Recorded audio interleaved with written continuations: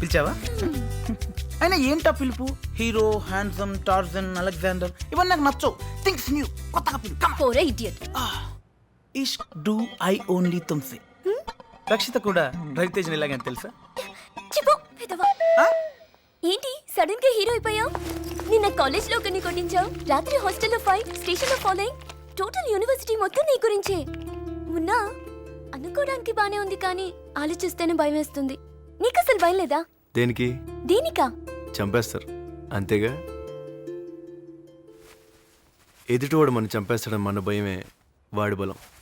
అదే మనం వాడికి భయపడలేదనుకో, వాడు మనకు భయపడతాడు.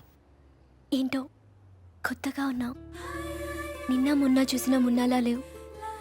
కొత్తగా మాట్లాడుతున్నావు.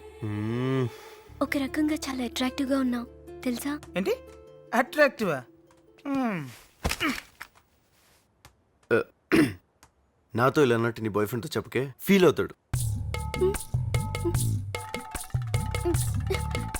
మున్నా నీకొకటి చెప్పాలి. చెప్పు. నేను నా బాయ్ ఫ్రెండ్ కట్ అయిపోయాం. Stop it, be serious. Useless fellow. నీది అంత సీరియస్గా ఉంటే నవ్వుతావేంట్రా? చూడనిది ఇలాంటి డెసిషన్స్ అంత ఫాస్ట్గా తీసుకోకూడదు, బ్యాడ్ అయిపోతావు. ఇందులో బ్యాడ్ ఏముంది? అందరూ ఏమనుకుంటారో తెలుసా? ఏమనుకుంటారు? సెకండ్ హ్యాండ్ కేస్ అనుకుంటారు. ఏంటి? చూడు, మీ అమ్మ నాన్న చూసిన అబ్బాయి వర్కౌట్ కాలేదనుకో, సంబంధం చెడిపోయింది అనుకుంటారు. అదే నువ్వు చూసుకున్న బాయ్ ఫ్రెండ్ వర్కౌట్ కాలేదనుకో, వాడు నిన్ను వదిలేసాడు అంటారు.